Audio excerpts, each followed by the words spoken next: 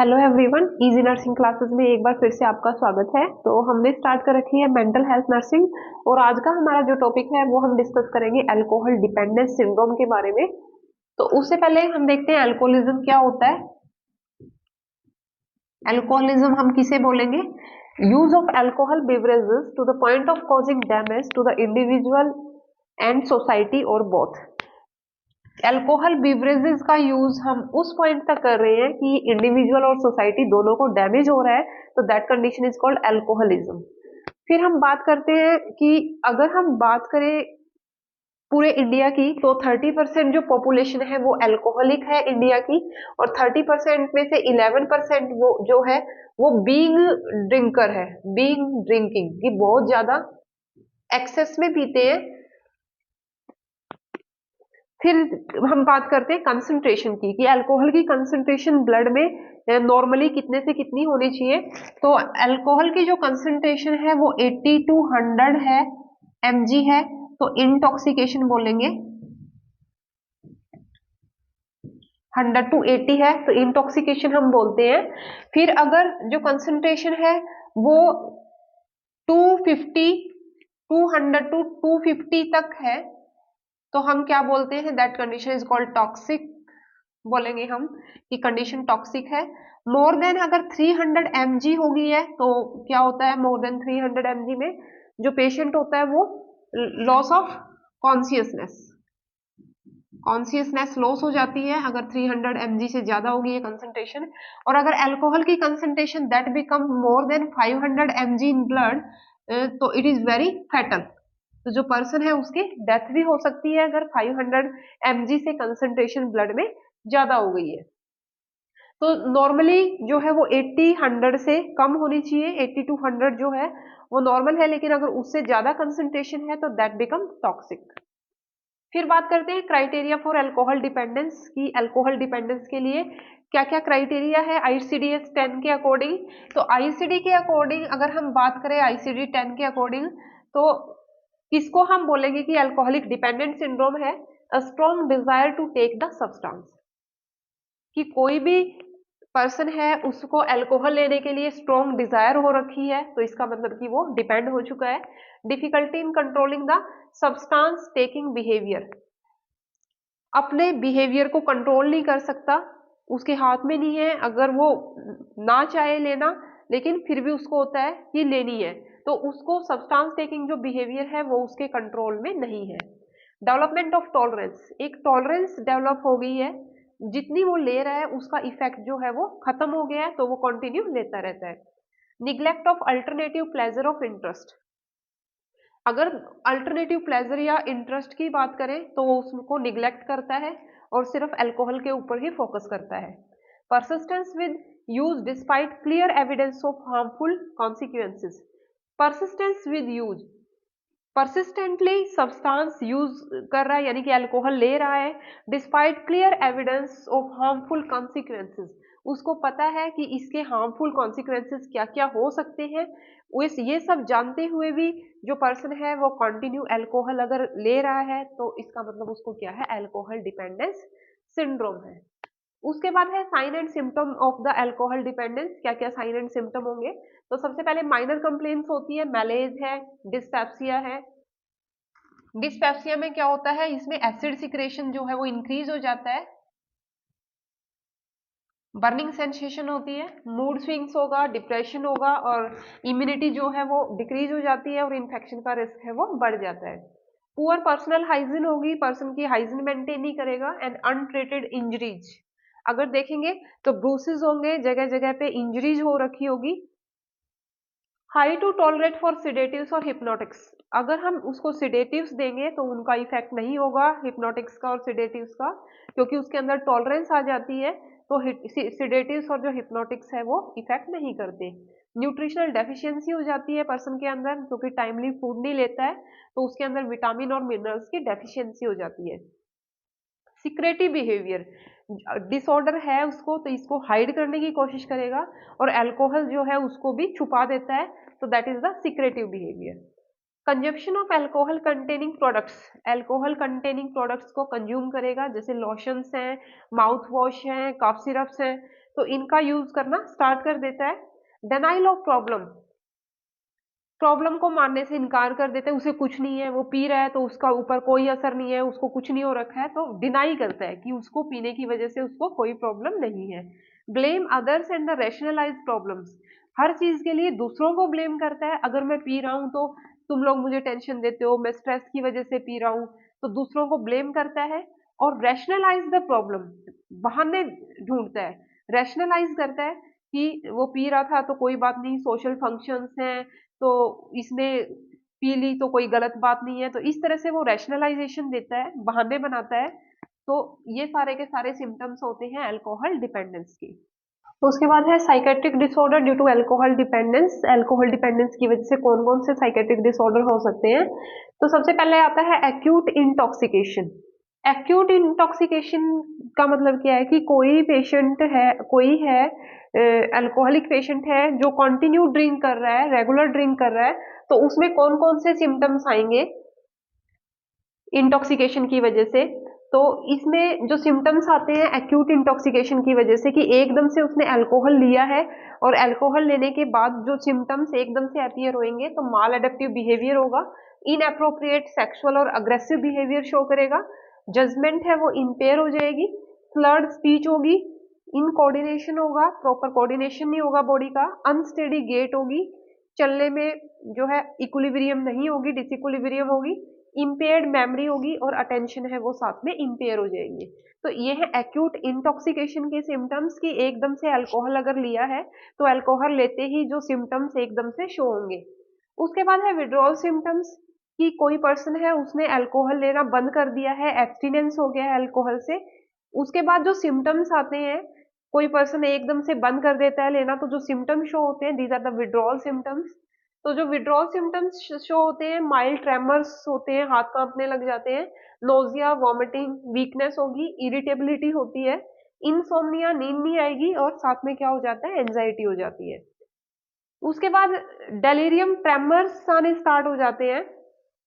अगर continue abstinence रहता है तो 3-4 दिन के बाद जो सिम्टम्स आते हैं उनको हम डेलीरियम ट्रेमर्स बोलते हैं। इसमें क्लाउडिंग ऑफ कॉन्शियसनेस होगा, कॉन्शियस नहीं रहेगा प्रॉपर, डिसोरिएंटेशन हो जाएगी, disorientation to the person and place, poor attention होगी, हेलुसिनेशन होगा, विजुअल हेलुसिनेशन होता है, कुछ दिखाई देने लग जाता है, सीवियर साइकोमोटर एजिटेशन होगा, एकदम से जो पर्सन है वो अग्रेसिव हो जाता है, एजिटेटेड हो जाता है, ट्रेमरस ट्रेमुलस हैंड्स होंगे, जो हैंड्स है वो ट्रेमलिंग स्टार्ट कर देंगे, डिहाइड्रेशन होगी और इलेक्ट्रोलाइट इम्बैलेंस होगा, क्योंकि प्रॉपर जो है वाटर इनटेक नहीं लेगा और प्रॉपर फूड नहीं अगर लेगा तो डिहाइड्रेशन और इलेक्ट्रोलाइट इम्बैलेंस हो सकता है। इंसोम्निया, नींद नहीं आएगी, और जो स्लीप वेक साइकिल है पर्सन का वो क्या होगा, डिस्टर्ब हो जाएगा। तो these are the withdrawal symptoms कि अगर कोई पर्सन अल्कोहल लेना छोड़ देता है तो एकदम से क्या क्या सिम्टम्स आएंगे। तो इमीडिएट सिम्टम्स ये हैं, और उसके बाद क्या होता है, डेलीरियम ट्रेमर्स आने स्टार्ट हो जाते हैं। फिर है अल्कोहल इंड्यूस्ड एमनिस्टिक डिसऑर्डर कि अगर कंटिन्यू कोई पर्सन अल्कोहल ले रहा है तो सबसे ज्यादा जो होता है उसका अंदर क्या होता है, विटामिन B6 की डेफिशिएंसी होती है, डेफिशिएंसी ऑफ विटामिन B6। तो विटामिन B6 की डेफिशिएंसी से क्या होता है, एमनिस्टिक डिसऑर्डर होते हैं, एमनीजिया यानी कि मेमोरी लॉस हो जाती है। तो जो एमनेस्टिक डिसऑर्डर है अल्कोहल इंड्यूस्ड, ये दो तरह के होते हैं, एक होता है वर्निक सिंड्रोम और दूसरा होता है कोर्साकॉफ सिंड्रोम। बहुत इंपॉर्टेंट है, एग्जाम पॉइंट ऑफ व्यू से भी पूछा जाता है कई बार कि वर्निक सिंड्रोम क्या होता है और कोर्साकॉफ सिंड्रोम क्या होता है। तो both occur due to the deficiency of vitamin 6 in the alcoholic patient. तो वर्निक सिंड्रोम में क्या होगा, सेरिबेलर एटेक्सिया हो जाता है, loss of movement, six cranial nerve है उसकी पाल्सी हो जाएगी, और पेरिफेरल न्यूरोपैथी हो जाती है, सारी की सारी जो नर्व्स हैं वो काम करना बंद कर देगी, मेंटल कंफ्यूजन हो जाता है पर्सन को। कोर्साकॉफ सिंड्रोम में क्या होता है, यहाँ पे मेमोरी डिस्टरबेंस ग्रॉसली होती है, मेन जो होता है कोर्साकॉफ के अंदर मेमोरी डिस्टरबेंस होती है, डिसओरिएंटेशन होगी, कंफ्यूजन होगा, कन्फेबुलेशन, मनगढ़ंत कहानियां बनाना शुरू कर देता है पेशेंट, पुअर अटेंशन होगी, और जो साइट है वो भी, इनसाइट है वो भी इम्पेयर हो जाएगी, जो पर्सन है वो मानने के लिए तैयार नहीं होता कि उसको कोई प्रॉब्लम है। तो इनसाइट जो होती है वो अब्सेंट होती है, तो दोनों के दोनों इंपॉर्टेंट है। अल्कोहलिक इंड्यूस्ड एमनिस्टिक डिसऑर्डर अगर कोई आपसे पूछे तो that is the Wernicke syndrome and the Korsakoff syndrome. दोनों विटामिन B6 की डेफिशिएंसी से होते हैं। इसमें 6 नर्व पाल्सी होती है, सेरिब्रल अटैक्सिया और पेरिफेरल न्यूरोपैथी होती है। कोर्साकॉफ सिंड्रोम के अंदर मेनली मेमोरी डिस्टर्बेंस होती है, disorientation, confusion, confabulation, poor attention और जो इनसाइट है वो अब्सेंट होती है। फिर हम बात करते हैं alcohol induced other psychiatric disorders की, कि कोई अल्कोहलिक पर्सन है तो उसके अंदर क्या क्या प्रॉब्लम्स मिलेगी। तो सबसे पहले उसमें डिमेंशिया होगा, जो मेमोरी है वो लॉस हो जाती है। ये एब्सटिनेंस के बाद भी कई बार जो डिसेबिलिटी रहती है मेमोरी की वो कंटिन्यू रहती है छोड़ने के बाद भी। मूड डिसऑर्डर है, पर्सन को एंजाइटी होती है और डिप्रेशन में चला जाता है। सुसाइडल बिहेवियर होता है, क्योंकि यहाँ पे क्या होता है कि पर्सन जो है इकोनॉमिकली सपोर्ट नहीं होता है, सोशल सपोर्ट नहीं होता है उसके पास, कई बार जॉब नहीं होती है, तो सुसाइडल बिहेवियर जो है वो ज्यादा होता है अल्कोहलिक पर्सन के अंदर। हेलुसिनेशन होगा, कई बार ऑडिटरी हेलुसिनेशन होता है और विजुअल हेलुसिनेशन होता है। एंजाइटी डिसऑर्डर, एंजाइटी होगी तो एंजाइटी डिसऑर्डर्स आएंगे। सेक्सुअल डिसऑर्डर हो सकते हैं, डिलेड इजैकुलेशन हो सकता है या इरेक्टाइल डिसफंक्शंस हो सकते हैं। पैथोलॉजिकल जेलसी होगी, the person become the person thinks that his spouse is unfaithful for him, कि उसका स्पाउस जो है अनफेथफुल है, that is the pathological jealousy. Rum fits हो सकते हैं, सीजर्स आ सकते हैं, टॉनिक क्लॉनिक सीजर्स आएंगे तो उनको हम क्या बोलते हैं, रम फिट्स। तो ये अदर साइकेट्रिक डिसऑर्डर्स हैं जो अल्कोहलिक पेशेंट्स के अंदर देखने को मिलते हैं। तो ये थे कौन कौन सी साइकेट्रिक प्रॉब्लम जो है वो अल्कोहलिक पेशेंट के अंदर मिलती है। उसके बाद है डिटॉक्सिफिकेशन। हम बात करते हैं ट्रीटमेंट के बारे में। तो ट्रीटमेंट में हम क्या करेंगे, डिटॉक्सिफिकेशन करेंगे। डिटॉक्सिफिकेशन में हम क्या करते हैं कि जो विड्रॉल सिम्टम्स आते हैं उनको हम ट्रीट करते हैं डिटॉक्सिफिकेशन में। तो treatment for alcohol withdrawal symptoms, और जो विड्रॉल सिम्टम्स को ट्रीट करने के लिए हम देते हैं दैट इज द क्लोर डाइजोक्साइड देते हैं 80 to 200 mg पर डे, और साथ में डाइजिपाम देते हैं 40 to 80 mg पर डे। तो डिटॉक्सिफिकेशन का मतलब होता है कि विड्रॉल सिम्टम्स को हम क्या कर रहे हैं, ट्रीट कर रहे हैं, तो दैट इज डिटॉक्सिफिकेशन। उसके बाद है डेलीरियम ट्रेमर्स। जो डेलीरियम ट्रेमर्स आ रहे हैं पेशेंट को, हैंड्स हैं ट्रेम्बल कर रहे हैं, तो उसको ट्रीट करने के लिए हम क्या देंगे, एंटी एंजाइटी देंगे। अगर ज्यादा है तो आईवी देंगे, anti anxiety IV fluid start करेंगे। सीजर्स आ रहे हैं तो बेंजोडाइजेपिन देंगे सीजर्स को ट्रीट करने के लिए, और फेनेटोइन देंगे सीजर्स को ट्रीट करने के लिए। और साइकोसिस अगर हो रखी है, अल्कोहलिक पेशेंट को हेलुसिनेशन हो रखा है, डेलूजन हो रखा है, तो हम क्या करेंगे, एंटी साइकोटिक ड्रग्स देंगे ट्रीट करने के लिए, हेलोपेरिडोल देते हैं। फिर हम विटामिन B6 भी देते हैं, कि हमने पढ़ा है कि एमनीजिया होता है पेशेंट को, अल्कोहलिक पेशेंट जो होता है उसको एमनीजिया होता है, और हमने पढ़ा था कि वर्निक्स एनसेफेलोपैथी होती है B6 की डेफिशिएंसी से, और साथ में कोर्साकॉफ साइकोसिस होती है। तो ये हमने पढ़ा था किसकी वजह से होती है, विटामिन B6 की डेफिशिएंसी से होती है। तो विटामिन B6 जो है वो हम साथ में देंगे। इसके अलावा अल्कोहलिक पेशेंट में विटामिन B1 की डेफिशिएंसी हो जाती है, तो हम साथ में क्या देते होते हैं, थाइमिन देते हैं पेशेंट को। थाइमिन का इंजेक्शन देंगे, IM देते होते हैं, और पेशेंट को हम कंटिन्यू बीडी देंगे फॉर 5 डेज तक। एंटी क्रेविंग ड्रग्स देते हैं। एंटी क्रेविंग में कौन सी देंगे, नाइट्रेक्सोन देंगे और एकम्प्रेक्सेट देंगे, एकम्प्रोक्सेट और नाइट्रेक्सोन। फिर आती है साइकोलॉजिकल थेरेपी अल्कोहलिक पेशेंट को ट्रीट करने के लिए। कॉग्निटिव बिहेवियरल थेरेपी हम पेशेंट को देते होते हैं। कॉग्निटिव बिहेवियरल थेरेपी में हम उसके बिहेवियर को चेंज करने की कोशिश करते हैं, और इसमें हम मोटिवेशनल इंटरव्यूइंग करेंगे, मोटिवेट करेंगे छोड़ने के लिए कि वो अल्कोहल को छोड़ दे। ग्रुप थेरेपी देंगे, अगर सेम पेशेंट्स हैं, ऐसे सेम पर्सन्स हैं, तो उनका एक ग्रुप बना के उसमें ग्रुप में उनकी काउंसलिंग करेंगे। ए वर्जन कंडीशनिंग थेरेपी देंगे। ए वर्जन में हम क्या करते हैं कि ऐसी चीज देते हैं जिससे कि जो पेशेंट है उसको एकदम से सिम्टम्स आते हैं, जैसे कि जैसे ही वो अल्कोहल लेगा तो एकदम से पेशेंट को वॉमिटिंग हो जाती है और एकदम से डायरिया हो जाता है, तो that is called the A version conditioning, कि अल्कोहल के साथ वो चीज क्या करती है, रिएक्शन करके सीवियर सिम्टम्स कॉज करती है, जैसे कि डाइसल्फाम करती है।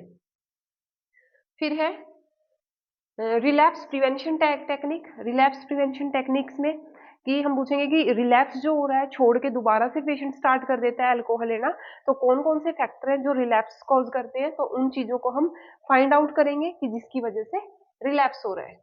फिर डाइसल्फाम थेरेपी हम देते होते हैं, बहुत ही इंपॉर्टेंट है अल्कोहलिक पेशेंट को। डाइसल्फाम देते हैं। तो डाइसल्फाम जब हम देते हैं, अगर कोई पेशेंट डाइसल्फाम ले रहा है और वो अल्कोहल ले लेता है, तो रिएक्शन होती है, डाइसल्फाम अल्कोहल रिएक्शन होती है, और उसमें क्या होता है, पेशेंट को सीवियर हेडेक होता है, नोजिया होगा, वॉमिटिंग होगी पेशेंट को एकदम से। तो इस तरह के सिम्टम्स आने स्टार्ट हो जाते हैं। तो इसीलिए पेशेंट जो है वो अल्कोहल नहीं लेता अगर ये हम उसकी स्टार्ट करते हैं, डाइसल्फाम अगर स्टार्ट करेंगे। और इसका जो इफेक्ट होता है डाइसल्फाम का, एक बार अगर पेशेंट ले लेता है तो 2 to 3 वीक्स तक जो इफेक्ट है वो डाइसल्फाम का रहता है। फिर कुछ एजेंसीज भी हैं, इंटरनेशनल एजेंसीज हैं जो अल्कोहल छुड़वाने के लिए काम करती हैं, जैसे कि अल्कोहलिक एनोनिमस है, ये काम करती होती है अल्कोहल को छुड़वाने के लिए। और एक और पूछा जाता है केज, केज के बारे में कई बार पूछ लेते हैं। केज क्या होता है? ये क्वेश्चनियर होता है अल्कोहलिक पेशेंट की, जब हम असेसमेंट करते हैं, हिस्ट्री लेते हैं, तो वहां पे केज क्वेश्चन हम यूज करते हैं। केज में सी से होता है कट, कि आपने जो अल्कोहल आप ले रहे हो उसका अमाउंट कभी कट करने की कोशिश की है। उसके बाद है ए, एनॉइड, कि आपको कोई एनॉइड कर रहा है, कोई परेशान कर रहा है आपको बार बार बोल के, तो वो चीज पूछेंगे। जी से गिल्ट, आप अल्कोहल लेते हो तो कभी आपको गिल्ट फीलिंग होती है, वो पूछेंगे पेशेंट से। उसके बाद ई, ई से होता है early morning drinker, early morning drinking, कि कभी आपको लगा है कि सुबह उठते ही आपको पीने की जरूरत है, या अर्ली मॉर्निंग ही आपको एकदम से अर्ज होती है पीने के लिए, तो कभी ऐसा होता है। तो इसी केस पूछते हैं, 4 क्वेश्चन पूछते हैं इसमें। Cut, anyone is annoying you, are you feeling guilt after taking the alcohol, and you have a strong urge to take the alcohol in the early morning. तो ये केज क्वेश्चनियर यूज किया जाता है alcoholic patient की history taking में, assessment में। तो ये था हमारा अल्कोहल डिपेंडेंस सिंड्रोम के बारे में। तो साइकेट्री का ऑलमोस्ट हमने कवर कर लिया है, और कुछ क्लासेस रहती हैं वो भी हम डाल देंगे। तो कंटिन्यू हमारे साथ जुड़े रहिए, और अगर कोई क्लास अगर रह गई है, कोई टॉपिक साइकेट्री का, तो आप कमेंट सेक्शन में लिख सकते हैं, तो वो आपको करवाया जाएगा। तो चैनल को ज़्यादा से ज़्यादा लाइक कीजिए, सब्सक्राइब कीजिए। Thank you so much.